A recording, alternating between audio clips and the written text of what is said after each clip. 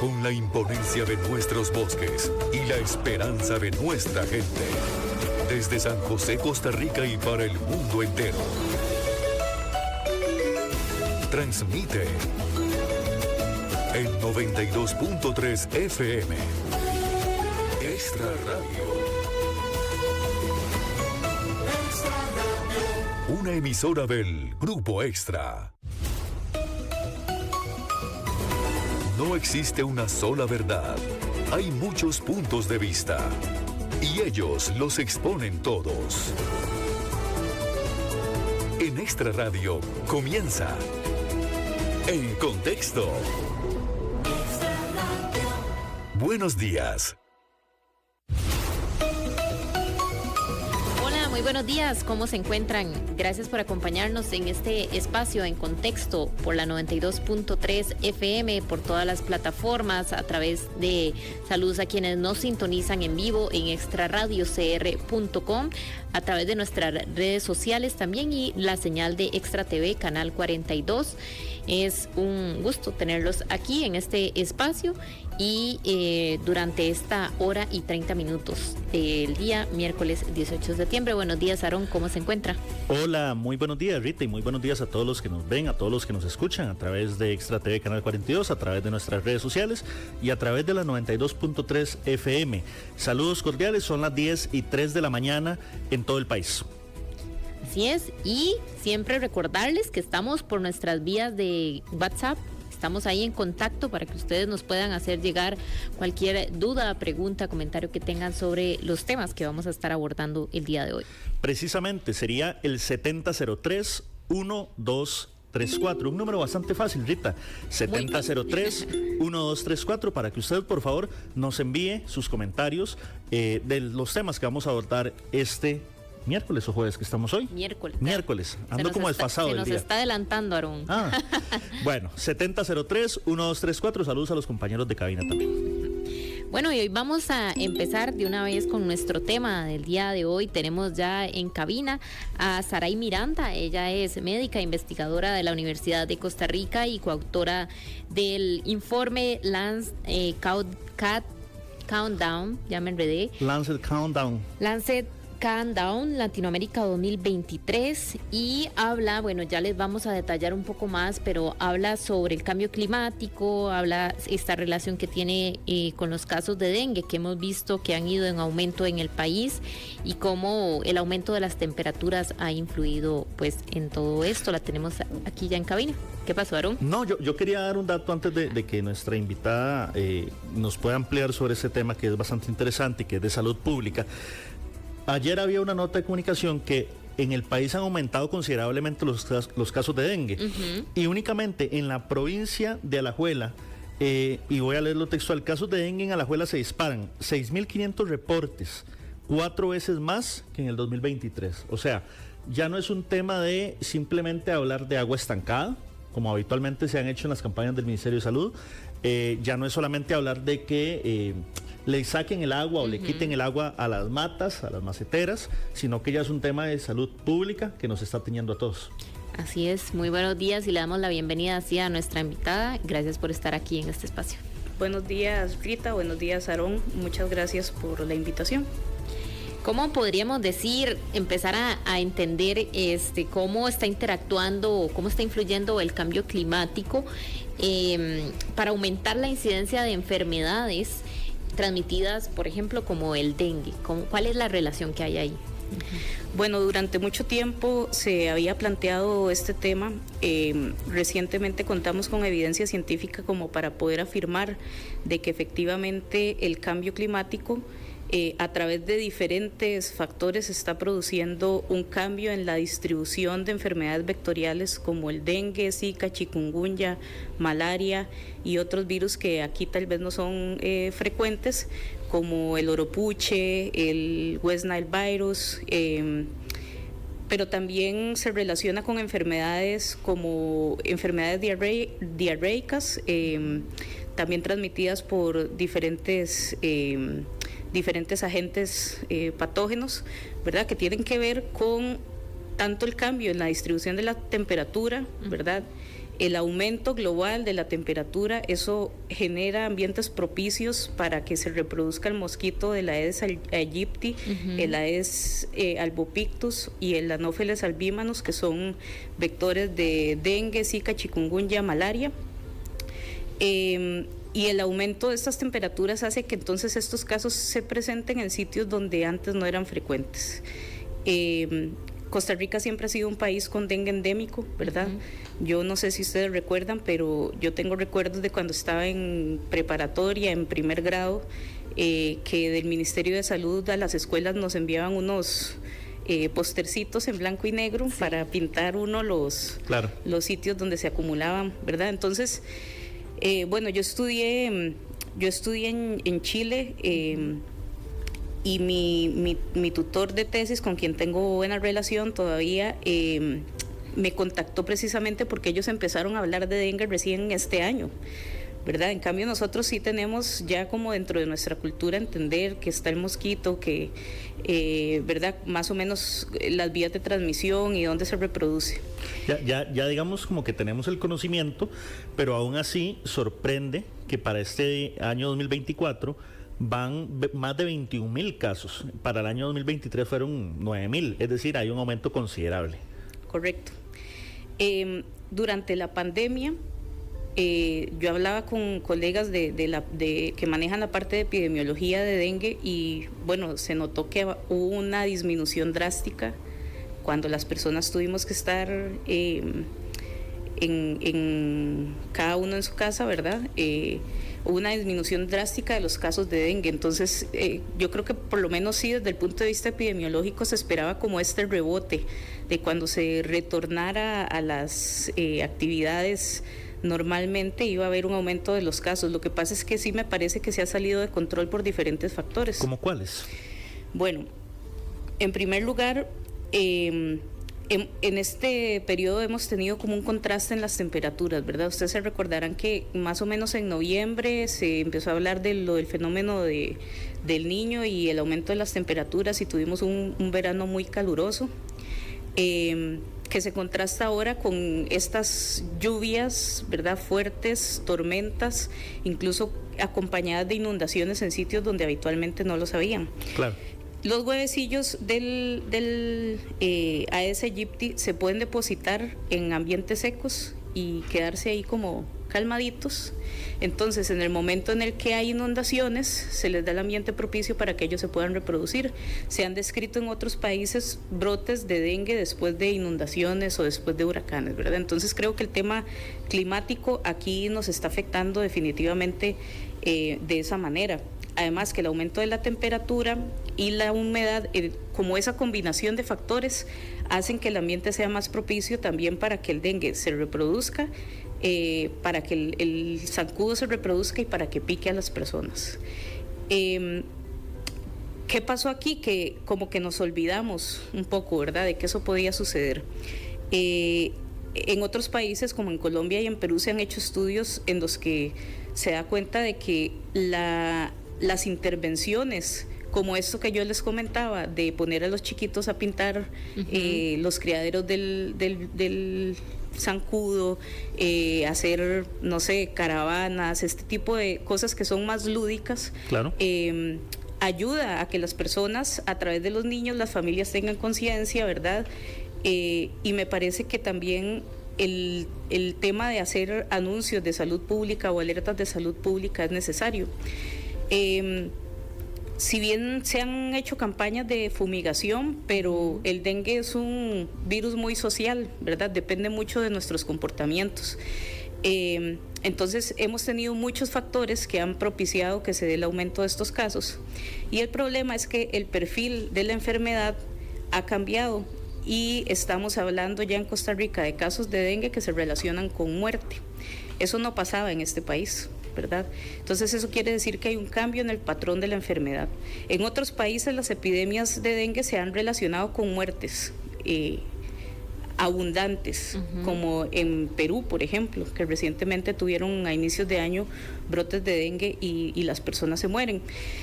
Esto también tiene que ver con muchos factores, porque el problema de las enfermedades infecciosas es que son muy complejas por eso, porque se desarrollan en un sistema, ¿verdad?, donde participan personas y los comportamientos humanos y sus sistemas inmunológicos.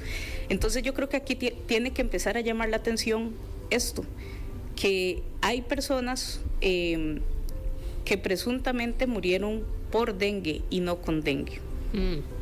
Aquí en este informe se habla de adultos mayores y niños como más vulnerables a la exposición de esta enfermedad. ¿Por qué? ¿Por qué ellos?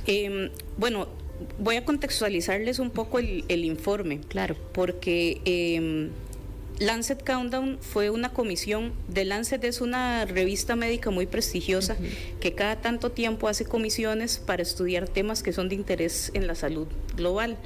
Qué sé yo, hay una comisión Lancet sobre educación médica, ¿verdad?, que es un tema que era muy importante alrededor del año 2010. Se hizo en el 2015 una comisión de Lancet para estudiar el efecto del cambio climático en la salud humana. La conclusión de este análisis de expertos fue que efectivamente el cambio climático es el mayor reto a la salud pública del siglo XXI.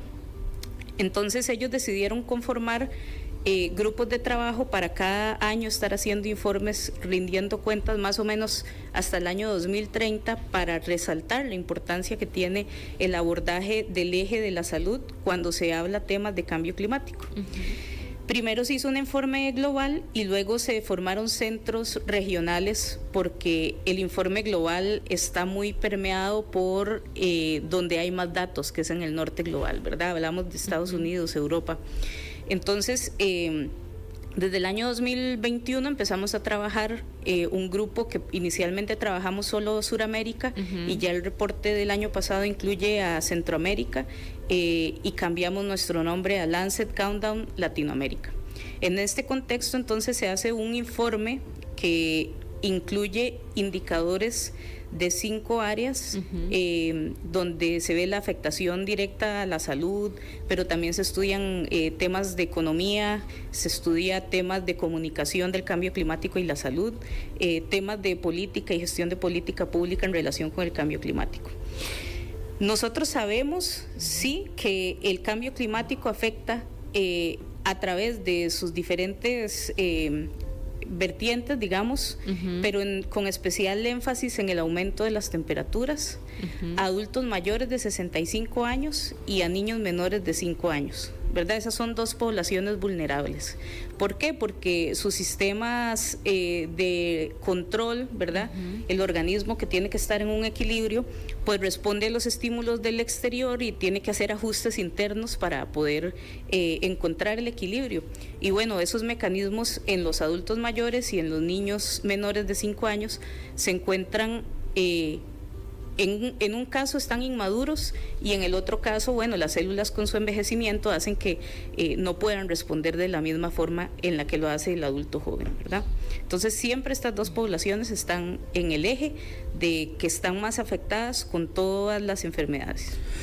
Doctora, yo quería, bueno, ya tenemos un mensaje acá por el 7003-1234. Acuérdense, por favor, ustedes pueden enviarnos sus mensajes a través del 7003-1234. Nos dice un estimado oyente, y lo leo textual: Pavas es un infierno en términos de dengue. Mi familia y yo nos protegemos mucho con repelente, velitas e incienso.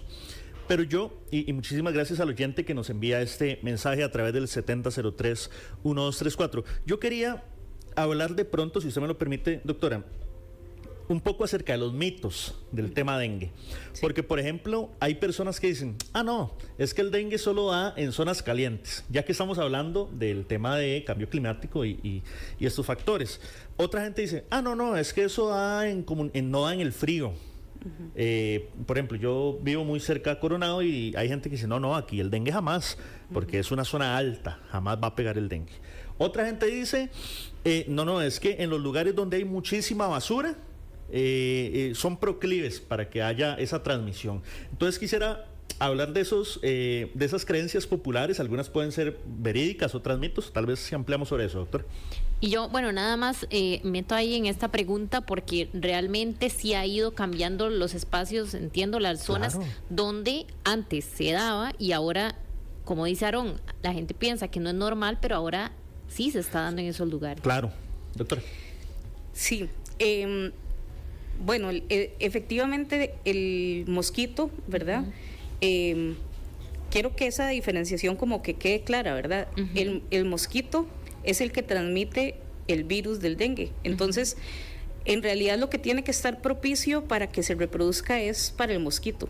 Si hay mosquitos que están infectados, va a haber contagios de dengue. Si hay personas infectadas que las pica ese mosquito, entonces va a aumentar esa transmisión. Okay. Ese mosquito se reproduce a cierta temperatura. Entonces, si en un lugar, aunque sea montaña, se alcanzan esas temperaturas y hay mosquitos y hay personas infectadas, existe la posibilidad de que ahí haya casos de dengue. ¿Cuál es el tema con Costa Rica? Que en Costa Rica de fijo hay casos, ¿verdad? Sí. De fijo hay mosquitos. Ok. Entonces simplemente los cambios de temperatura, que son a veces muy sutiles, que para nosotros no significan gran cosa, pero sí significa para que el mosquito sobreviva en áreas donde antes no sobrevivía o en áreas donde antes no lograba la transmisión del virus. Y eso se debe precisamente al cambio climático. Eso se debe al cambio climático.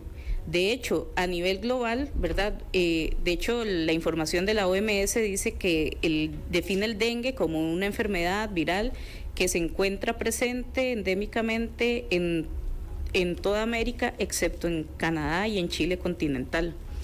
Y recientemente también ya hubo los primeros casos de dengue en Chile continental. Eso nos habla de que las zonas altas y frías, cuando aumentan las temperaturas, mientras haya mosquito, puede haber dengue, ¿verdad? Y esto aplica no solo para el dengue, porque, bueno, ese es el virus más frecuente que se está diagnosticando acá en el país, pero también aplica para Zika, chikungunya. En otros países, de hecho recientemente el caso del oropuche, que es un virus también, que no es transmitido por los zancudos, sino por lo que aquí en Costa Rica llamamos purrujas, ¿verdad? Eso se ha hipotetizado de que tiene que ver un poco con los cambios en las políticas de deforestación en la Amazonía que se dieron durante el gobierno de Bolsonaro. Esto es muy importante porque entonces ahí también podemos dar cuenta de que políticas públicas que tienen relación con el uso de suelo pueden tener repercusiones en la salud humana. Y ese es el otro factor que incide también en la transmisión del dengue, ¿verdad? El tipo de suelo. Si hay zonas boscosas que se transforman a zonas urbanas, eso puede aumentar la transmisión del virus. Si hay zonas que se empiezan a urbanizar, va a haber más movimiento de personas, entonces aumenta la transmisión del virus. Y muchas veces cuando se toman estas decisiones, cuando se hacen, por ejemplo, los planes territoriales a nivel cantonal y demás, no se toma en cuenta las repercusiones que puede tener una cosa, como empezar a construir apartamentos en lugar de parques en la salud de las personas. Claro. No, yo también resaltaba aquí del informe, que bueno, lo hemos mencionado, pero dice, bueno, la capacidad del mosquito Aedes aegypti para transmitir el virus del dengue aumentó en un 28% en 2013 a 2022 en comparación con 1951 y 1960. Quiere decir que, ¿qué quiere decir eso? Que aumenta esa transmisión del virus. Sí, ese indicador del informe es el 2.1.3. Ese indicador evalúa dos cosas: el aumento en el R0, que es la tasa de transmisión del dengue, y el aumento en la zona costera, que tiene capacidad de transmitir. Lo que se mide ahí son unas especies de vibrio, que es como el vibrio es como el mismo bicho que da el cólera, digamos, pero que pueden dar enfermedad diarreica. Entonces lo que se vio en ese indicador fue que aumentaron las dos cosas. Lo primero, que hubo un cambio, un aumento dramático, ¿verdad? Porque en la generalidad del indicador es un aumento de 54% de la transmisión del virus en las Américas. Y bueno, y que también aumentó la línea costera hacia adentro de la costa, donde se pueden transmitir estas enfermedades diarreicas, se mide en territorio, ¿verdad? En extensión por kilómetros. Estos indicadores surgen como de bases de datos globales, entonces como que numéricamente son muy precisos, pero al fin de cuentas de lo que nos están hablando los dos indicadores es que hay un cambio entre una década y nuestro tiempo, donde se puede transmitir con mayor facilidad el dengue, y si se transmite con mayor facilidad el dengue, otras enfermedades zoonóticas como Zika, chikungunya, malaria, y también que hay un aumento en la superficie donde se encuentran enfermedades diarreicas producto de los cambios en la costa, donde se permite además, donde se dan estos fenómenos de inundaciones que son más propensos a recibir el impacto de huracanes y tormentas. Hay todo un efecto, o más bien se están viendo los efectos del cambio climático y hoy, evidentemente, como usted lo menciona, doctora, también se está reflejando en esta materia de salud pública. Ahora bien, ya hablamos un poco de las condiciones que se están dando. ¿Qué factores podrían realizarse para, de alguna manera, que no se propague esta enfermedad a nivel nacional? Más allá, sí, y si me permite, de no estancar agua, de botar el agua que está en los maceteros, de si hay llantas con agua estancada, que es lo que habitualmente nos han dicho y que ya existe esa cultura, tal como se lo mencionaba. ¿Qué otros factores podrían incidir para que no se propague la enfermedad? Sí, si lo hablamos en términos de acciones personales, lo que decía la persona que comentó ahí por el WhatsApp, efectivamente utilizar repelente es una buena medida de protección personal, ¿verdad? E incluso poner candelas de citronela mientras tengan efecto de ahuyentar el mosquito dentro de las casas, eso efectivamente tiene efecto positivo, porque si no hay mosquito en mi espacio y si el mosquito no me puede picar, no voy a tener la enfermedad. Ahora, estas otras acciones personales que usted menciona, que son por demás conocidas, claro, pero a nivel macro, ¿verdad? Tenemos que pensar en el país que estamos construyendo. Entonces, hablamos de que cada vez tenemos más áreas urbanizadas, tenemos más edificios verticales, tenemos más parqueos, ¿verdad? Tenemos menos espacios verdes. De hecho, en nuestro informe tenemos otro indicador que habla sobre los espacios verdes urbanos y cómo en las grandes ciudades de América Latina han disminuido estos espacios verdes urbanos. Y eso es sumamente preocupante, porque entonces una ciudad sin bosque, sin árboles, no logra compensar el calor que recibe. Entonces hablamos de un aumento de temperatura generalizado, un sol que está pegando directo, nosotros vivimos en el trópico, y eso quiere decir de que necesitamos muchos bosques, muchos árboles para que compensen y atenúen la radiación solar y compensen y atenúen el aumento de temperaturas, ¿verdad? Y bueno, yo sé que esto es un tema que no depende de acciones individuales, sino de acciones colectivas.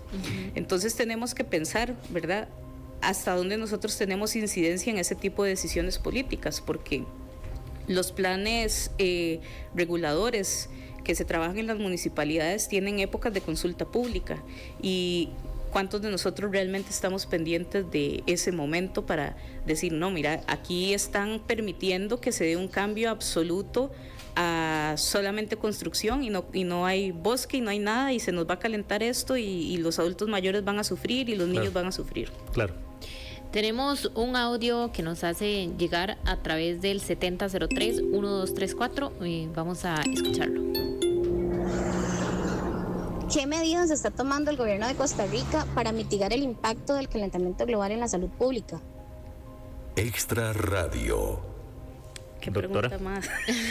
¿Qué pregunta más comprometedora? Vamos a ver. Voy a hablar de lo bueno. Costa Rica tiene un Plan Nacional de Descarbonización, que eso es algo bueno, y Costa Rica tiene un Plan Nacional de Adaptación, que eso también es algo bueno. Hace un par de años se hizo un estudio donde se le dio calificación al contemplar la salud pública como un eje en los planes nacionales de adaptación, y Costa Rica salió muy bien puntuado, muy bien rankeado. A pesar de esto, ya cuando uno lee el programa en específico, y esto no es exclusivo de Costa Rica, eso le pasa a todos los países, porque también hicimos un estudio de los planes nacionales de adaptación en Sudamérica, donde nos dimos cuenta de esto, ¿verdad? Que a pesar de que se contempla, no se contempla en específico, no se habla de acciones específicas, no se tienen metas cuantificables y no se dice de dónde va a sacar el dinero para hacer cada una de estas acciones. En Costa Rica nos pasa lo mismo, ¿verdad? Ahí está el Plan Nacional de Descarbonización y el Plan Nacional de Adaptación, pero por ejemplo, a nivel local, muy pocas municipalidades realmente contemplan acciones de adaptación en sus planes municipales, muchísimo menos contemplar el eje de la salud, ¿verdad? Porque si yo sé que en mi cantón se inunda después de que hay fuertes lluvias, entonces yo tengo que contemplar cómo todas las instituciones alrededor se articulan para atacar que no van a tener agua potable las personas de ese cantón, que probablemente van a aumentar los casos de diarrea, que pueden aumentar los casos de dengue. Eso no está articulado, ¿verdad? Yo sí tengo la sensación de que estas dos propuestas específicas, que son nuestro compromiso además frente al Acuerdo de París como país, no se les ha estado dando seguimiento, ¿verdad? De hecho, en algunas ocasiones, con algunos proyectos específicos, nosotros hemos invitado autoridades para que participen de la presentación. Hace poco hicimos en la UCR un simposio sobre cambio climático y salud y nos dejan en visto, ¿verdad? Entonces, me parece que falta un poco entender esto y articularlo, que es cómo en todas las acciones que propone un país contra el cambio climático, de mitigación y de adaptación, la salud va a jugar un papel importante y las vamos a integrar en esas políticas públicas. Claro. Vamos a corte, Rita. Vamos a un corte, pero sí hacer este cierre, ¿verdad? Que las políticas, creo que si es así, están, pero aún no son tan claras. Y creo que también ha habido un poco de falta de compromiso también por las autoridades. A ver, el tema se nos está yendo de las manos, o sea, sin duda alguna. Eso es innegable, pero creo que, como decía la doctora, no solamente hay que actuar desde lo personal, ¿no?, sino también las autoridades de gobierno, de la Caja Costarricense del Seguro Social, del Ministerio de Salud y de los entes competentes, tienen que meterle mano ya a este tema, porque ya es un tema que se está saliendo de las manos. Cada día son más personas que están siendo afectadas por esta enfermedad. Creo que todos hemos escuchado a alguna persona que lamentablemente ha tenido dengue. En mi familia pues hubo una. No sé si algunos otros pues sabrán o conocerán de la sintomatología y toda la cuestión, pero es un tema que preocupa y que uno siente como que nos quedamos como en la década de los 90, donde decía, bueno, hagan esto, simplemente voten el tema de aguas, no tiren basura, y nos quedamos ahí. Yo siento que, tal como la doctora lo menciona, pues tenemos que ir un paso más, y eso nos corresponde desde el plano individual y el plano de las instituciones del Estado. Agradecerle mucho a la doctora Saray Miranda por haber estado aquí con nosotros en la cabina. Ella es médica investigadora de la Universidad de Costa Rica y parte del coautora del informe que les mencionamos, Lancet Countdown Latinoamérica 2023. Doctora, gracias. A ustedes por la invitación.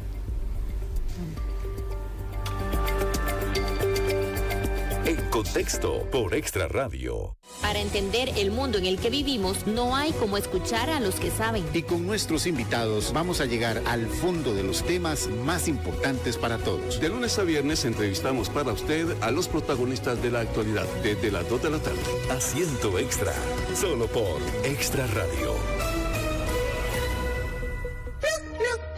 Plug, Quería jugar con Lala, pero descubrió que era un día muy triste para ella. Pluk vio que su querida amiga Lala lloraba desconsoladamente. Mi perro murió esta mañana.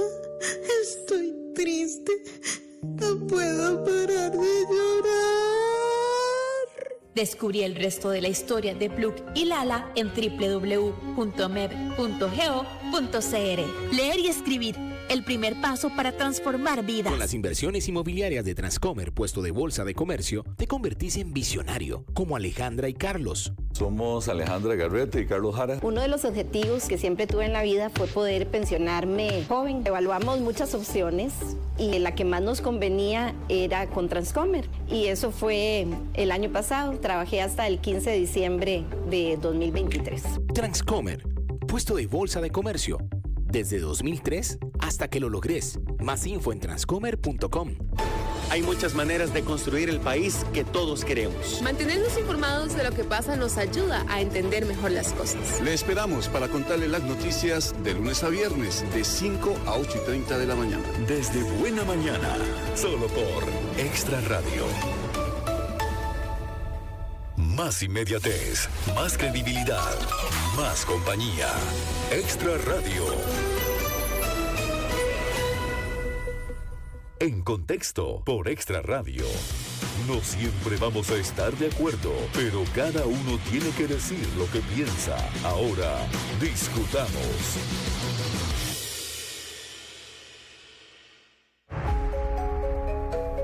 Estamos de regreso, 10:33 de la mañana. Estamos conversando sobre los casos de dengue en el país, cómo esta enfermedad también ha sido intensificada con los cambios del cambio climático, el aumento de las temperaturas. Conversábamos en esta primera parte con la investigadora de la Universidad de Costa Rica y coautora del estudio Lancet Countdown Latinoamérica 2023, donde mencionaban cómo este fenómeno del cambio climático ha intensificado este tipo de enfermedades como lo son las transmitidas por los mosquitos, como el dengue. Tenemos ahora en sintonía a la doctora Catalina Ramírez. Ella es epidemióloga de la Caja Costarricense de Seguro Social y coordinadora de enfermedades transmisibles. Muy buenos días y bienvenida al programa. Gracias por acompañarnos, doctora. Muy buenos días. Muchas gracias por la oportunidad de acercarnos a la población. Así es. Hablamos de que el país ha presentado un aumento sostenido en las atenciones relacionadas al virus del dengue. Ha habido aumento de casos respecto al 2023. ¿Cómo estamos respecto a estas cifras a hoy respecto al aumento de casos que manejan ustedes por parte de la Caja? Sí, bueno, un punto importante es que nosotros lo que valoramos desde la subárea de vigilancia epidemiológica, que es donde yo trabajo, son las atenciones donde se relacionan con un evento de importancia en salud pública. Este es el caso del dengue. Entonces tenemos cerca de 25,000 casos en lo que llevamos del año, o sea, es un acumulado desde el primer día del año hasta el día de hoy. Y eso es un número significativo con relación a los años anteriores. Tenemos un histórico bastante amplio y la regularidad o la estacionalidad, mejor dicho, la periodicidad de la cantidad de casos que nosotros tenemos es de 2 a 3 años. Cada 2 o 3 años vemos un aumento significativo o un aumento bastante importante en la ocurrencia de los casos. Y van relacionados a muchas otras cosas, pero sí tiene una periodicidad pues marcada que se ha ido extendiendo y a veces se ha ido acortando, muy posiblemente por lo que hablaba la doctora anteriormente, lo que es el cambio climático y otros factores, ¿verdad? Que no solamente estamos hablando de cambio climático, sino también una urbanización pues no muy bien controlada o planificada, manejo de basuras, etcétera, etcétera. Entonces, eso es lo que llevamos actualmente en un acumulado bastante importante. Eso significa cerca de 129% más que el año anterior. Y con los años epidémicos todavía hemos sobrepasado algunos y todavía el más fuerte, que fue en el 2013, pues todavía no alcanzamos las mismas cifras, que es algo bastante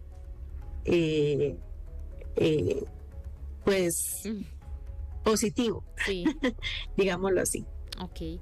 ¿Cómo está respondiendo el sistema de salud incluso a estos cambios, verdad? Que requiere, bueno, ahorita hablábamos que hay zonas donde antes normalmente no se presentaban casos y ahora pues es normal también que se den. Entonces, ¿cómo se está ajustando la respuesta y también como la enfermedad? Porque nos hablaba anteriormente también la doctora que antes no se hablaba o no se relacionaba tanto con muertes la enfermedad transmitida por el dengue, pero se ha ido intensificando también la gravedad. Bueno, la gravedad va muy de la mano con el acumulado de susceptibles o por decirlo así para comprenderlo mejor, con el acumulado de personas vulnerables que se pueden enfermar por dengue. Recordemos que el dengue tiene 4 serotipos. Cada serotipo presenta una inmunidad para sí mismo, o sea, si a mí me dio dengue 1, pues yo difícilmente tenga dengue 1 por el resto de la vida, pero sí puedo tener cualquiera de los 3 que faltan, que es 2, el 3 y el 4. Entonces, puedo tener hasta 4 eventos durante toda mi vida y cada vez que yo me enfrento a un serotipo diferente, tengo la posibilidad y se incrementa la posibilidad de que yo evolucione a un caso grave. Esto no significa que todos los graves se mueren. Nosotros afortunadamente tenemos una incidencia o una letalidad una mortalidad, letalidad muy baja, ni siquiera alcanzamos el 1%, a pesar de que nosotros sí vemos cómo se han incrementado en años particulares, como el 2013, 2007, que fue bastante importante, y muy posiblemente este año sea uno de esos años que veamos un poquito más de muertes de lo que nosotros estamos acostumbrados, porque este año se reintrodujo el serotipo 4 y toda la población pues está susceptible al serotipo 4 porque no circula en nuestra población desde hace más de 10 años. Entonces, a pesar de que hemos visto muertes más frecuentemente o en lo que llevamos del año se tienen bajo estudios cerca de 12 casos fallecidos, aún no podemos determinar, y eso corresponde a una comisión especializada, si se murieron por el dengue, o sea que si el dengue los mató o si cursaban con dengue y otra circunstancia ajena al dengue pues produjo el fallecimiento. Entonces, a pesar de que son 12 casos, nosotros sí nos sentimos como en alerta o como sorprendidos, por decirlo así, por la cantidad de casos que nosotros no estamos familiarizados. Pero aún así, esos 12 casos de fallecimientos no alcanzan ni siquiera el 0.5% de mortalidad. Y si hablamos en términos de tasa de incidencia que va con relación a la cantidad de población que hay en cada de las zonas o a nivel nacional, bueno, ni siquiera podemos contar los números de lo pequeñitos que son. Claro.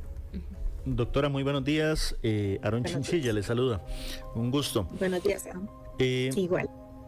Se daban datos ayer de 21,000 casos y que la provincia con mayor incidencia era Alajuela. Hablábamos de previo con la doctora que nos acompañó en el primer bloque, que habitualmente las personas tienden a pensar que el dengue es una enfermedad que se transmite en zonas calientes, incluso hay ciertos mitos, los hablábamos de previo.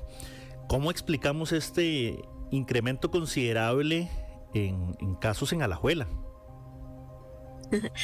Bueno, esto va relacionado con la preguntita anterior.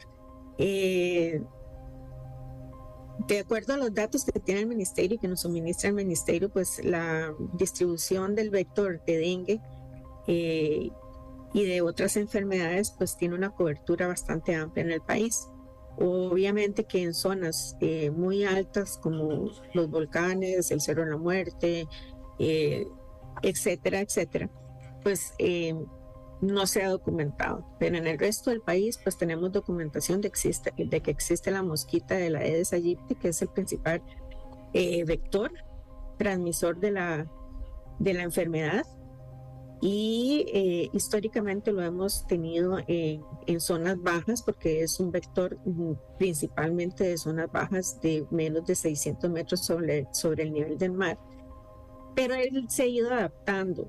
La mosquita se ha ido adaptando a las condiciones necesarias para ella preservar su descendencia. Entonces se ha ido adaptando en altitud, se ha ido adaptando en longitud, en distancias de vuelo, y también pues se responde a lo que es temperatura, humedad, lluvias. Entonces tenemos lugares donde se ha ido presentando casos.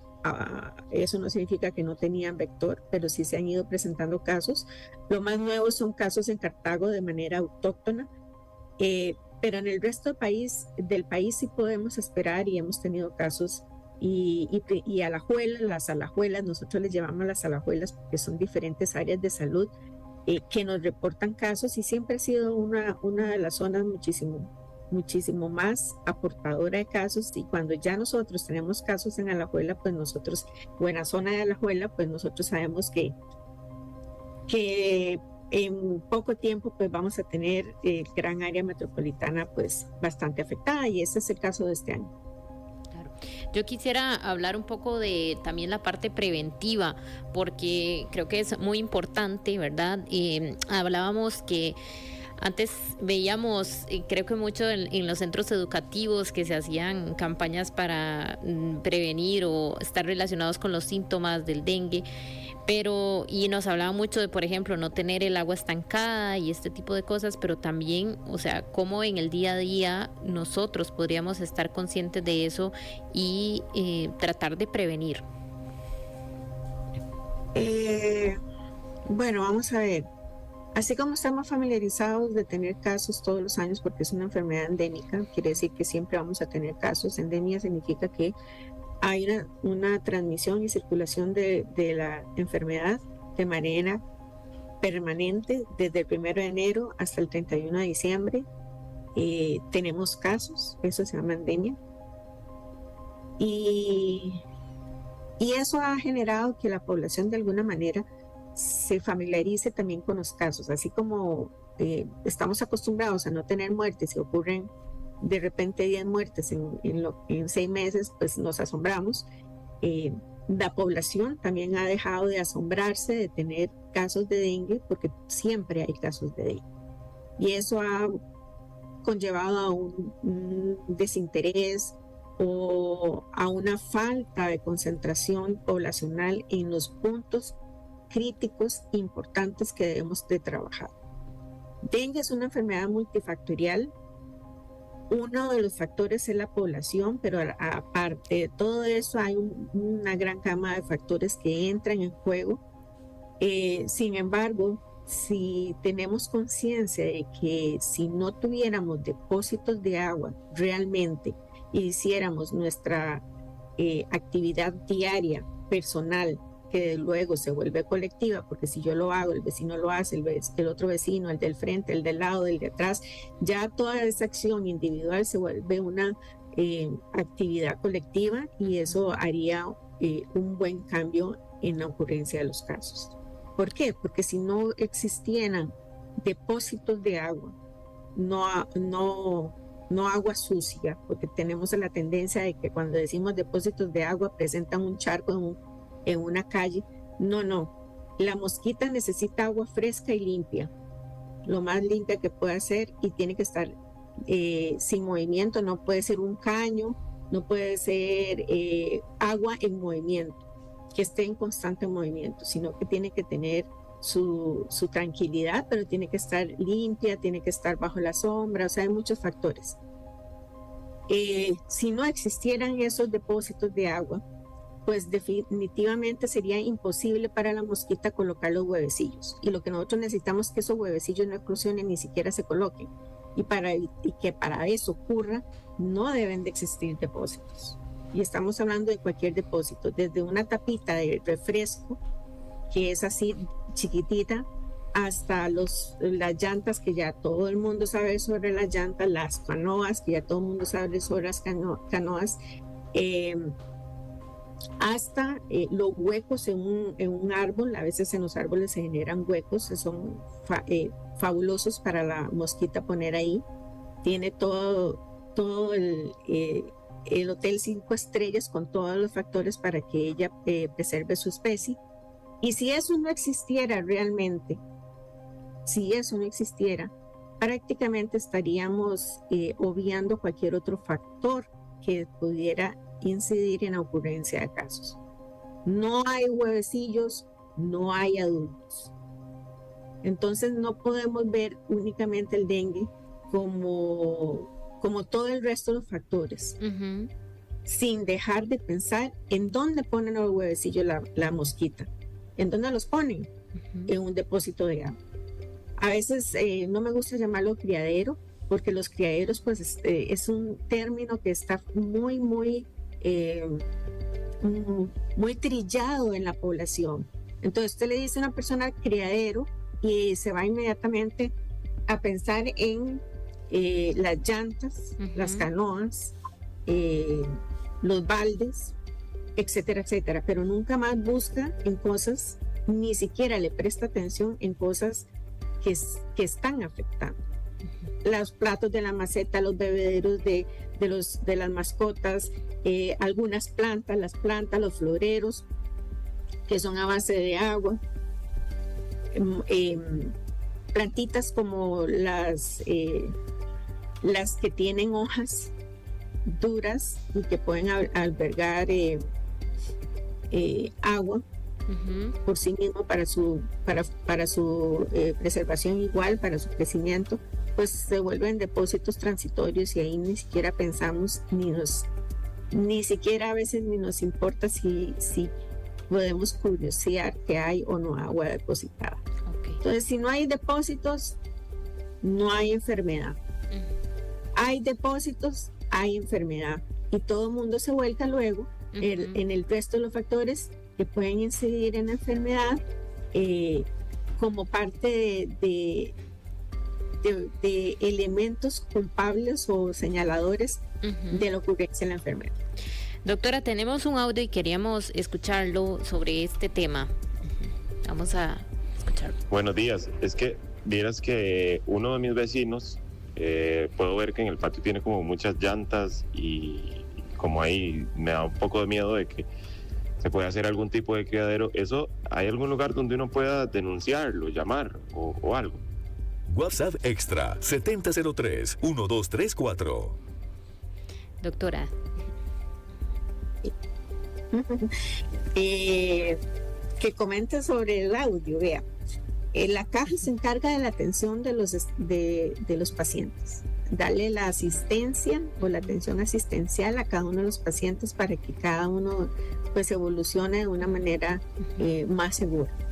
En términos de esos hallazgos, quien tiene la investidura para intervenir o para poder investigar al respecto es el Ministerio de Salud. Él es el ente rector, tiene alcances legales vinculantes, y entonces le correspondería al Ministerio de Salud pues entrar ahí a investigar qué es lo que está sucediendo y de qué manera. Ahora, es algo muy interesante y algo que todos tenemos que saber, es que cuando las personas no abren la puerta, nadie puede entrar, y muchas veces nadie abre la puerta.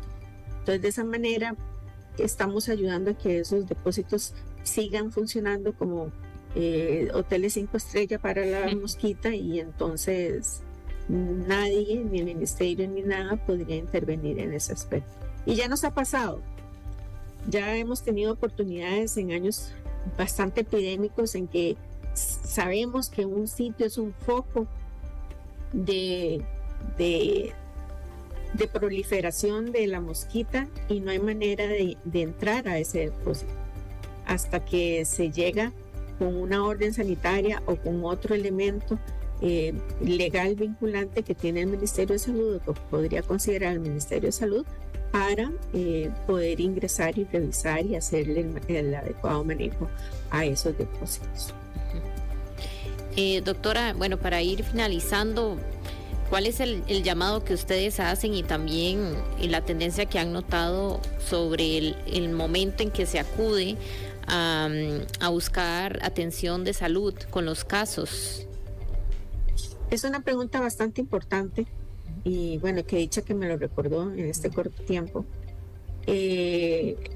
Cada persona que tenga los síntomas, que es dolor de cabeza, fiebre alta, malestar general, dolor de cuerpo, dolor en las articulaciones, dolor al mover los ojos, ¿verdad?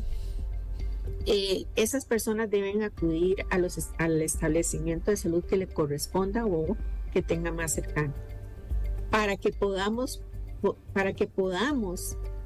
discernir o saber si lo que tiene es dengue o cualquier otra enfermedad. Ahorita hay una alerta a nivel mundial y sobre todo en las Américas de una enfermedad muy parecida al dengue, que entra a jugar junto con otras como Zika chikungunya, pero que Zika chikungunya no lo tenemos en el país hace más de 5 años, gracias a Dios. Lo que tenemos solamente es dengue. Hay otra enfermedad que está en alerta y que se parece muchísimo, exactamente igual.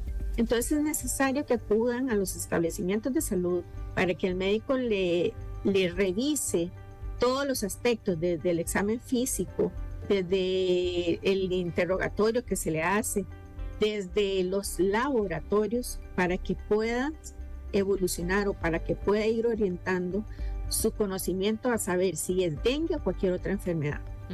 Y los seguimientos, una vez que se determina que son dengue, son cada día. La gente no debe de quedarse en la casa haciéndose exámenes por lo privado, porque ahí es donde vienen los casos que no queremos, ahí es donde vienen las complicaciones.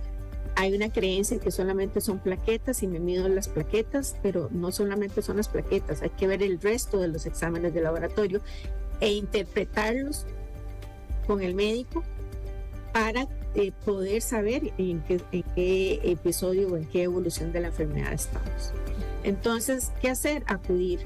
¿Qué volver a hacer? Seguir las instrucciones del médico y no quedarse en la casa.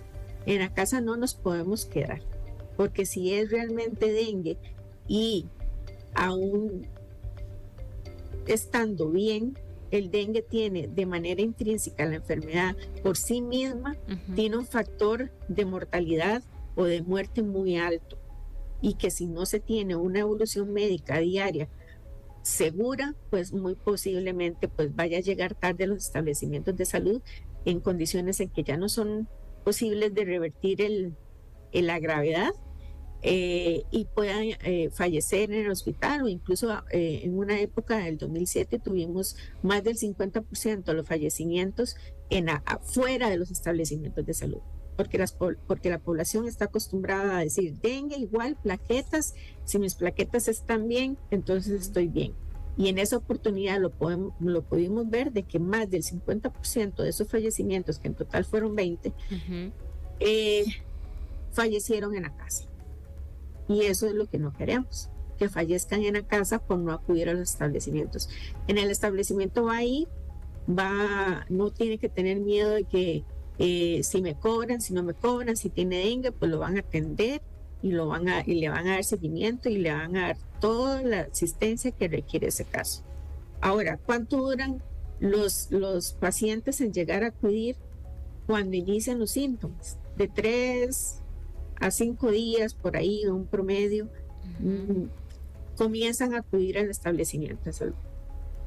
Ese es el estimado que nosotros hemos estado viendo, que acuden a los establecimientos de salud a partir del 3er día, no más allá del 5.º día, entre el 3er y 5.º día, y no más allá, porque después se puede empezar una mejoría en el cuadro, entonces desisten de ir, ¿verdad? Pero también esa mejoría es un punto importante a considerar, porque ese es el punto de inflexión donde nosotros podemos seguir siendo dengue sin gravedad, o tener dengue sin gravedad, o tener dengue grave.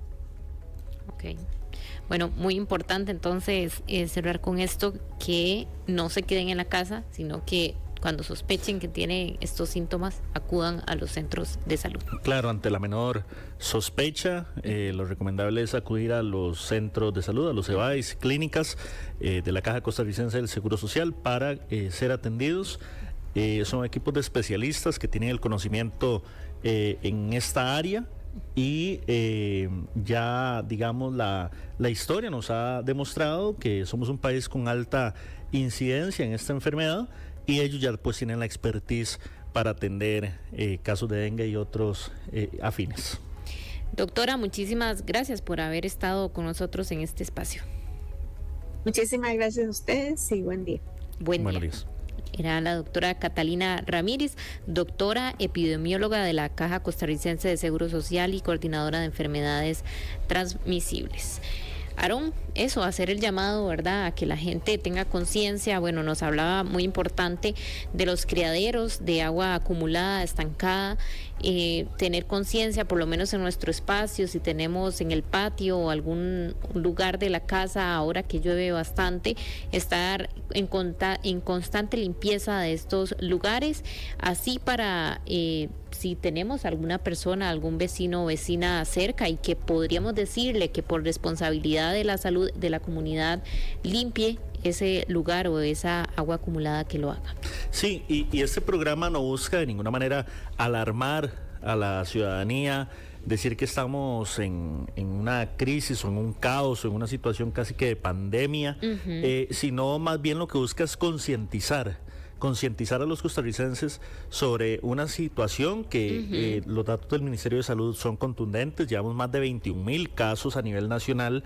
No se trata de caer en alarmismos, no se trata de generar preocupación adicional a lo que ya tenemos, sino de que la gente pueda tener las herramientas, con dos especialistas de gran calidad, de alto nivel, tener las herramientas para informarse, para saber cómo se comporta la enfermedad y qué hay que hacer principalmente. Ese es el objetivo que quisimos el día de hoy acá en Contexto, que usted pueda conocer acerca de la situación que se está generando respecto al dengue y saber cómo combatirla. Sí, no, y también lamentablemente que, como conversábamos al inicio, Aarón, es algo que está y que no vemos, o más bien ha ido aumentando las condiciones, y ya mencionábamos el cambio climático, los fenómenos del niño o la niña también, que incrementan o perjudican la formación de esta propagación de enfermedades que se transmiten por mosquitos. Entonces yo creo que es algo con lo que tenemos que convivir, pero tenemos que tener esas medidas de prevención y esa responsabilidad de acudir a los centros de salud en caso de que tengamos sospechas de que podamos presentar la enfermedad. Así es. Un tema de concientización, un tema de estar atentos sobre lo que viene y sobre la situación en la que estamos en materia de salud y en materia de dengue. 10:59 de la mañana, vamos a un corte comercial, ya casi regresamos con nuestro tema, siguiente tema, y para finalizar nuestro programa tenemos resultados de la encuesta de expectativa de empleo de Manpower y ya nos vamos a enterar un poco de lo que dice esta encuesta. En Contexto por Extra Radio. El deporte de las grandes estrellas. El deporte que vos practicás en la calle. El deporte que cada uno ama. Lo presentamos, lo analizamos y lo discutimos de lunes a viernes desde las 12:30 mediodía. Tiempo Extra Radio. Solo por Extra Radio. Con las inversiones inmobiliarias de Transcomer, puesto de bolsa de comercio, te convertís en visionario, como Don Wilser. Mi nombre es Wilser Gávez. Desde que yo comencé a trabajar con él, con Transcomer, me ha facilitado lograr ciertos objetivos en la vida.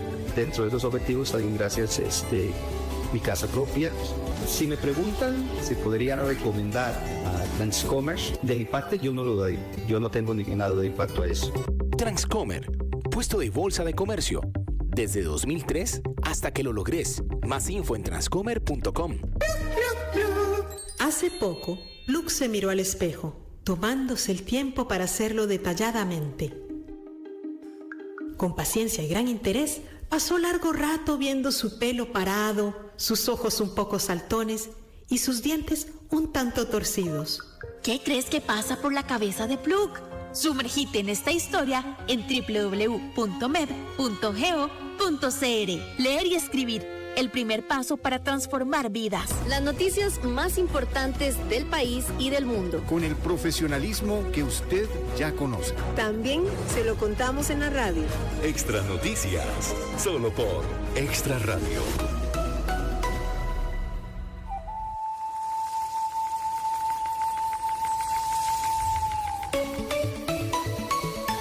Con la fuerza de nuestros mares y la alegría de nuestra gente. Desde San José, Costa Rica y para el mundo entero. Transmite en 92.3 FM. Extra Radio. Una emisora del Grupo Extra. En contexto por Extra Radio. Tal y como les comentábamos antes de ir al corte comercial, tenemos los resultados de la encuesta de expectativas de empleo de Manpower Group, y para ello tenemos a Roberto Requense, precisamente de Manpower Group, que nos acompaña en sintonía, está en vivo nosotros aquí, y le saludamos y le agradecemos por estar con nosotros en este espacio. Buenos días, Roberto.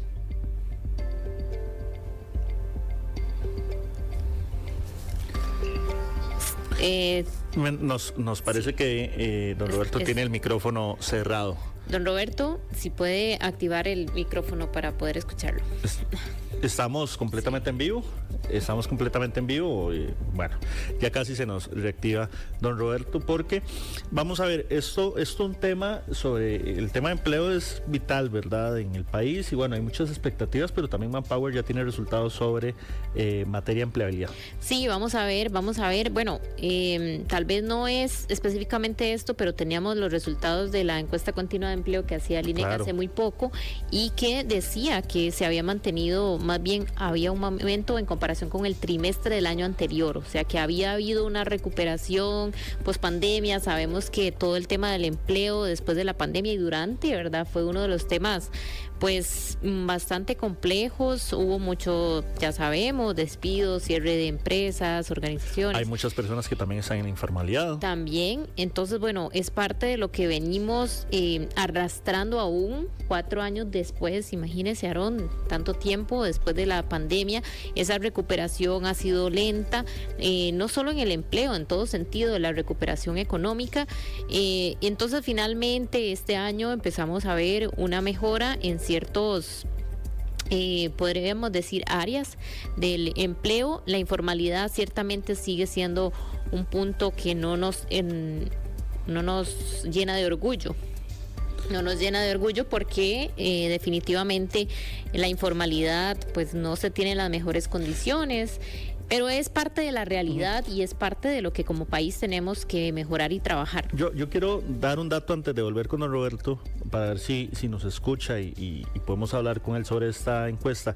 En enero las intenciones de contratación eran de un 35%, o sea, 35 de cada 100 empresas buscaban contrataciones y generar empleo en este país.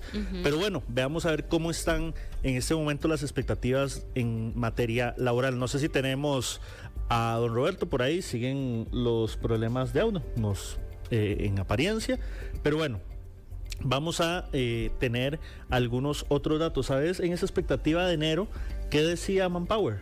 ¿Qué decían? Ok, que Guanacaste, Heredia, Punta Arenas y Limón eran las provincias con expectativa de contratación más altas. Es decir, el gran área metropolitana, o mejor dicho, las provincias que están fuera del gran área metropolitana eran las que principalmente tendrían mayor contratación o mayor expectativa de contratación para este 2024. Ya habiendo pasado 9 meses, vemos que estadísticas de Manpower, del Instituto Nacional de Estadística y Censo, e incluso el mismo gobierno, señalan que se ha generado mayor empleo a nivel nacional. Sin embargo, estas 3 provincias, Punta Arenas, Guanacaste y Limón, son las que mayormente adolecen temas de empleabilidad en 2 sectores, en temas de personas jóvenes y en tema de mujeres, que el desempleo y la informalidad son altísimos en estos 2 sectores, Rita.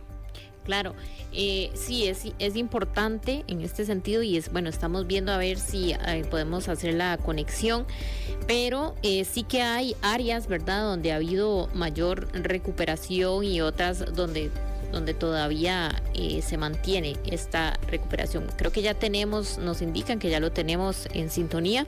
Vamos a ver si logramos escucharlo. Buenos días, don Roberto. ¿Qué tal? Ahora sí.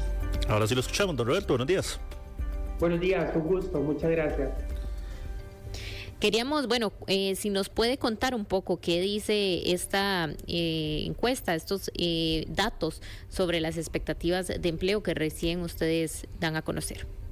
Claro que sí, el último estudio de Manpower Group en relación a las expectativas de contratación para el último trimestre del año realmente arrojan buenas noticias para las provincias de Cartago, Alajuela y San José, pero bueno, a nivel general, la expectativa de contratación o de aumento de la plantilla de empleados para las compañías en Costa Rica es del 36%, es decir, 36% de las empresas esperan aumentar su plantilla en los últimos 3 meses del año, siendo Cartago la provincia con una mayor expectativa de contratación, seguido de Alajuela con una expectativa de contratación de el 38%, y la provincia de Guanacaste también estaría en tercer lugar como una de las 3 con mayor expectativa de empleo. Un dato también bastante interesante, importante, es que los sectores de tecnología o los puestos que están relacionados con el área de tecnología, con bienes y servicios y consumo, son los que van a tener una mayor expectativa de contratación. Y si nos vamos todavía un poquito más al detalle, ¿verdad?, todos los puestos que están relacionados con desarrollo de aplicaciones, la parte de ciberseguridad, la parte de soporte técnico en el área de tecnología van a ser las posiciones que más se van a demandar en este último Q, y también todo lo que tiene que ver con servicio al cliente, la parte de ventas, logística, y por la temporada alta que se avecina, todo lo relacionado a ventas en tiendas o centros comerciales, la parte de almacenes, choferes, atención al cliente y cajeros van a ser las posiciones que van a tener una mayor necesidad por parte de estas compañías. Ok. En cuanto al tema de contratación de mujeres, don Roberto, ¿cómo está el tema? Porque es uno de los sectores más afectados con el tema de desempleo e informalidad. Claro que sí. Vieras que el histórico nos muestra lo siguiente, y era una preocupación en pandemia porque justamente las mujeres fueron las que se vieron mayormente afectadas por el rol que tienen de cuidar familiares, adultos mayores y responsabilidades en el hogar. Con la pandemia fueron las que se vieron mayormente impactadas con el tema de pérdida de puestos de empleo. Y esto generaba muchísimo ruido a nivel de las organizaciones porque lo que nos decía era que poder recuperar esos puestos femeninos iba a representar, o ocupados por mujeres, iba a ocupar o requerir un tiempo bastante importante de unos 10 años o más. Más sin embargo, hoy 3 años después, vemos que esa recuperación de puestos que antes eran ocupados por mujeres se han ocupado casi en su totalidad. Lo que nos indica que la tendencia en el futuro es que las mujeres cada vez van a tener una mayor posibilidad de asumir retos laborales en posiciones que anteriormente eran dominadas principalmente por hombres, como la parte de desarrollo de tecnologías, telecomunicaciones, asumir puestos de liderazgo o directivo dentro de las organizaciones. Claro. Bueno, a mí me llamaba también la atención el dato de las empresas o los lugares donde se plantea haya pues estas contrataciones. ¿Hay un cambio en comparación a otras encuestas? Digamos, por ejemplo, Cartago liderando, que ustedes nos decía, o no, se mantiene, más o menos por ahí ya se venía dando este movimiento. ¿Cómo podríamos situarlo?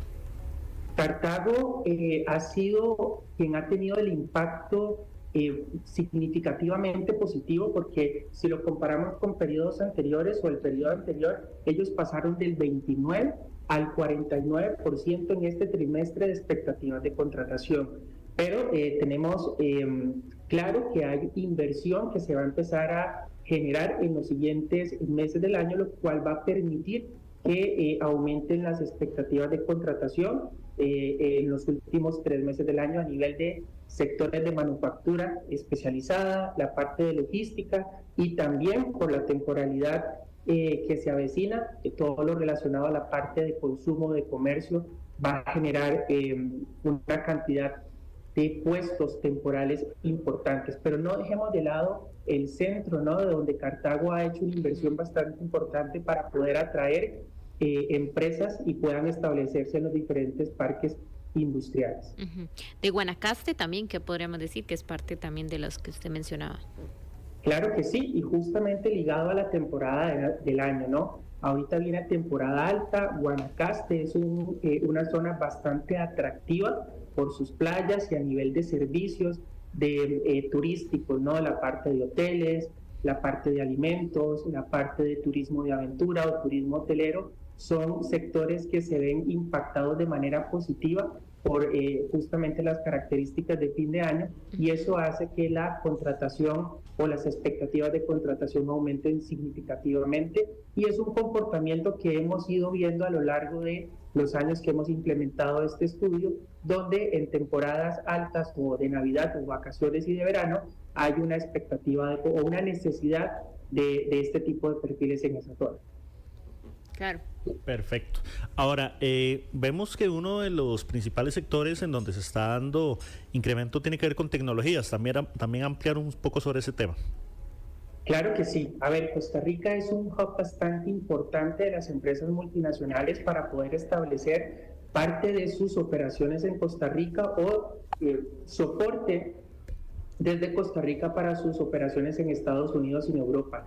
Y esto está relacionado o es una consecuencia del perfil y la formación que tienen los costarricenses en esas áreas. Entonces eso implica incluso que nosotros compitamos con países como la India, como Estados Unidos, para poder tener este tipo de perfiles. También al estar tan cerca de Estados Unidos hace que la diferencia de horario sea muchísimo menor y se pueda manejar una comunicación o trabajar con equipos multidisciplinarios de una manera casi que en vivo y con buenos tiempos de respuesta en comparación si estuvieran ubicados en otras latitudes del país. Otro punto importante es que las mujeres también hoy en día están estudiando este tipo de carreras, y eso hace que la disponibilidad de talento de alguna u otra forma aumente muy poco en comparación a lo que necesita el mercado, pero la gente se está formando en esas carreras relacionadas con tecnología. Don Roberto, ¿algún otro dato que tenemos que tener en cuenta de esta encuesta antes de concluir? Claro que sí. A nivel de las organizaciones, hoy en día la generación Z ya se está incorporando al mercado laboral a puestos de trabajo profesionales. Es una generación con características bastante particulares que van a poner muchísima atención a las políticas verdes que tengan las organizaciones, a las políticas de diversidad, de inclusión que tengan estas empresas, además de que eso tiene un buen beneficio para las organizaciones. Un equipo diverso tiene una mayor productividad de hasta un 30% en comparación a una que no lo tenga. Entonces es muy importante que las empresas, para poder atender la escasez de talento en la que nos encontramos, podamos conocer muy bien a través de diferentes metodologías como estudios de mercado, como benchmark, como focus group, cuáles son las necesidades de estos futuros colaboradores de cara a que podamos generar estrategias no solo para atraerlos a la organización, sino mantenerlos durante un tiempo bastante importante, que se queden trabajando con nosotros, hagan una carrera profesional con nosotros y de esa manera no impactarnos de manera importante con el tema de la escasez de talento. Bueno, muchísimas gracias a don Roberto por este reporte, por estas expectativas de empleo de esta reciente encuesta que hace Manpower Group. Datos muy positivos para el cierre de año. Vamos optimistas, si podríamos decirlo así. Don Roberto, más bien muchas gracias. Así es, y esperamos continuar en esa misma línea en los siguientes años. muchísimas gracias por estar con nosotros en este espacio y nos estaremos también vigilantes de las próximas encuestas y cómo continúa mejora, ojalá, del empleo. Nos contaba, aumento de 36% en las empresas planean aumentar su planilla. Hablábamos de Cartago, Guanacaste, y de sectores como la tecnología, todo lo que tiene que ver con ciberseguridad son los sectores que más están demandando en este momento. Bueno, datos país. ¿A qué vamos, Rita? Así es, vamos ya a recordar. ¿Ah, sí? Antes que se nos va el tiempo ya. Bueno, vamos. Momentos que se quedaron en la memoria colectiva para siempre. Hechos que cambiaron la historia. Ahora, recordemos.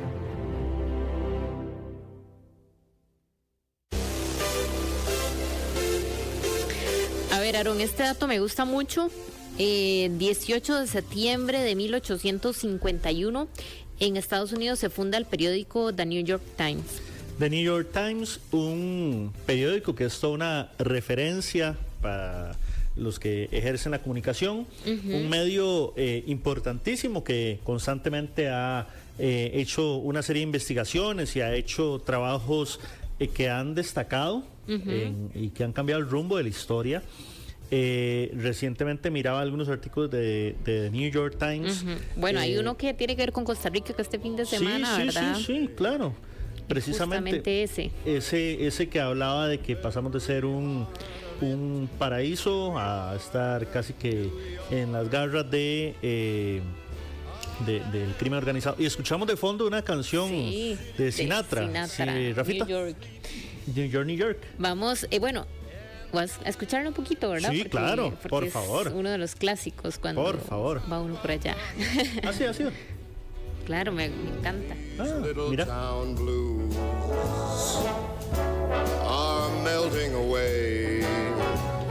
Bueno, New York de Frank Sinatra, un clásico y que hace referencia precisamente a la fundación de The New York Times.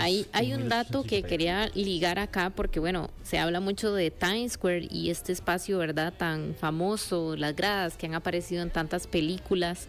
Spider-Man es una de esas, pero Times Square, de hecho, debe este nombre a que aquí estaba la sede del periódico The New York Times, entonces se le empieza a llamar Times Square, la cuadra del Times, precisamente relacionado con el periódico. ¿Sabes quién también está de cumpleaños? ¿Quién? Diario Extra. Ajá, ¿cuántos años? 46 años tiene Diario Extra. Diario Extra nació un 18 de septiembre de 1978. 18 de septiembre de 1978 nace Diario Extra, el periódico que ha calado pues en la población. 46 años tenemos 46, en Diario Extra, y hoy estamos de cumpleaños a los que participamos de Aarón es parte de los que hacen el periódico día a día, a todos los compañeros que trabajan bastante duro, ahí se les ve corriendo siempre para conferencias y escribiendo la hora del cierre. Se nota la presión en esos últimos momentos, así que un gran reconocimiento a los compañeros y colegas del 46 periódico. Años de fundación de Diario Extra, precisamente hoy se celebran, un 18 de septiembre nace Diario Extra. Hablando de personas que corren bastante, llegó don Paul Ulloa. Don Paul, buenos días. ¿Cómo están? Buenos días. Hola, buenos días y bienvenido a este espacio. Muchas gracias. ¿Cómo les ha ido? Bien. Bien. Sí. Felicidades, don Aarón. Gracias. Por esos 46 años de la ¿Vos cuántos tenés? No, yo tengo casi 50. Mira, nos llevas 4. Sí. Yo me acuerdo bien de... No era necesario sacar ese dato, ¿verdad? No, es que hay una muletilla, pero se la voy a ir devolviendo de poco a poco. No, don Aarón está todavía picado. Lo de la luna. Lo de la luna lo tiene picado. Pero ¿Vos fuiste a ver la luna ayer? No fui. Mira. No, estaba acá trabajando. Aarón, sí, usted también. Yo también estaba. Sí, usted trató de invitarme a salir, pero yo no fui. No. Bueno, en la historia, un 18, hoy estamos 18, ¿no? 18, sí. 18 de septiembre de 1873, en Filadelfia, se produce la quiebra de la compañía bancaria J. Koch and Company. dando lugar a un pánico bursátil que comenzó con una de las grandes depresiones o crisis económicas, una gran depresión en 1873 en los Estados Unidos. Claro.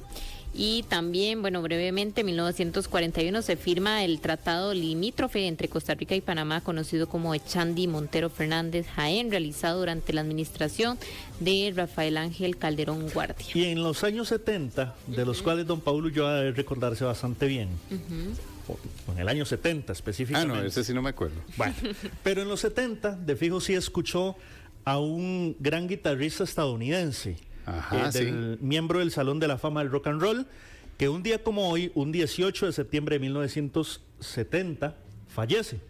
Era Jimi Hendrix. Jimi Hendrix fallece un día como hoy en los Estados Unidos. Nació en Seattle, Washington, en una familia afrodescendiente, y destacó sin duda alguna por la guitarra. Miembro del Club de los 27, nos dice una de las voces de nuestra conciencia. Pero, ok, expliquemos qué es el Club de los 27. El Club de los 27 nace con Jimi Hendrix, precisamente, y también por la muerte, antes de cumplir los 27 o los 27 años, de una cantidad importante de artistas que fallecieron a esa edad, o antes de llegar a esa edad. Jim Morrison, Cohen, Amy Winehouse. Exacto, Amy Winehouse es la última. Kurt Cobain. Bueno, hay que son grandes, han sido grandes en la música, pero que con una vida tan corta. Y un día como hoy también se celebra el 204, si no me falla la memoria, aniversario de la independencia de Chile. También. Correcto. Bueno. Así es. ¿Qué tenemos para hoy en las noticias? Por ahí un allanamiento en la mañana. Así es, estamos exactamente, nuestra compañera Sheila Paniagua está en este momento frente al Ministerio de Salud, donde las autoridades judiciales allanaron ese Ministerio de Salud a raíz de una orden sanitaria que inhabilitó el permiso de funcionamiento del Parque Viva. ¿Se acuerdan esa orden sanitaria? Uy, sí, claro, y fue todo un tema. Porque fue tema de todos los miércoles. Correcto.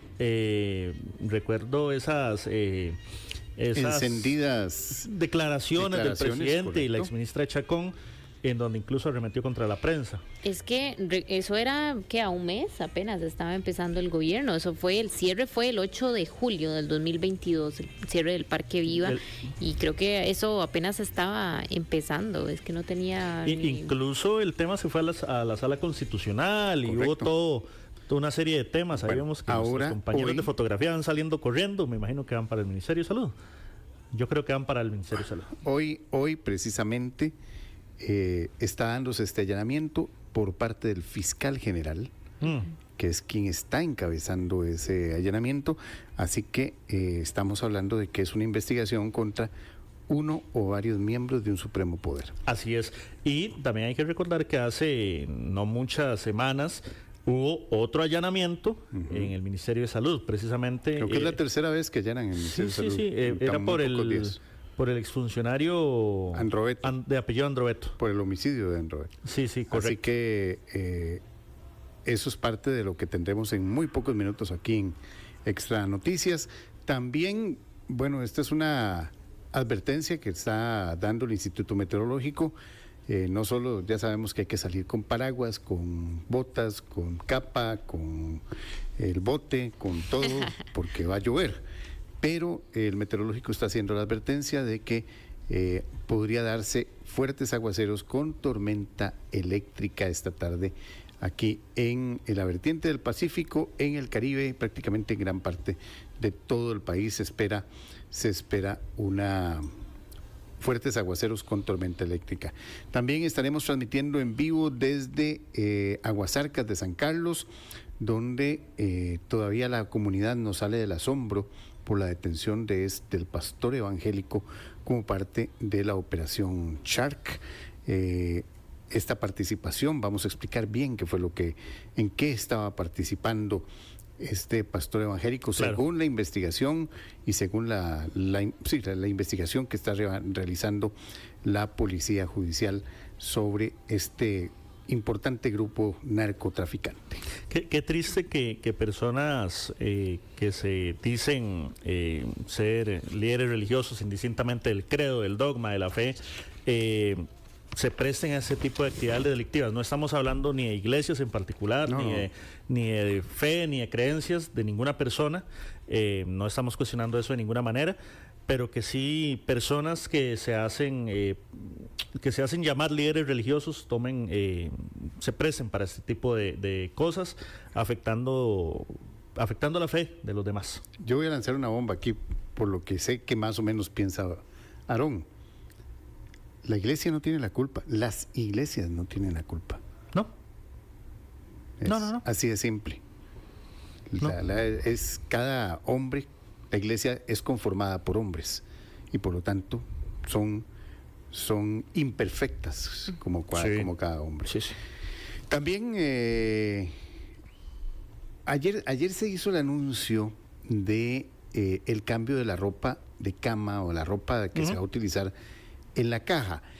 El asunto de los colores, que ahora solo va a haber un celeste para todos. Y nos fuimos a preguntar precisamente si es cómodo, por ejemplo, para una mujer en estado de embarazo o que está haciendo una operación, que está recibiendo una operación, si es cómodo andar con este conjunto de 2 piezas. Bueno, se sorprenderán de las respuestas que nos dieron varios pacientes. Mira. Bueno. A raíz de esta medida que dio la caja. Ya vienen entonces. Ya vienen. Los dejamos En para 3 que minutos ustedes escuchen las noticias y vean por 42, Canal 42. Extra TV 42, así que en 2 minutos, Ana Lucía Zamora. Y una cuña rápida, ¿sabes quién no tiene plata para pagar salarios y aguinaldos a final de año? Vamos a ver, está en la portada de la Extra. Sí, el Ministerio de Educación Pública. El Ministerio de Educación Pública no tiene 71,000 millones para pagar aguinaldos y salarios. Con eso cerramos. Hasta luego, pasen buen día. Chao. En un mundo donde muchos dicen ser dueños de la verdad, es importante conversar y hasta debatir. Nos hacemos una mejor opinión cuando escuchamos los puntos de vista que nos gustan y los que no. La conversación se pone buena de lunes a viernes a partir de las 10 de la mañana. En Contexto, solo por Extra Radio.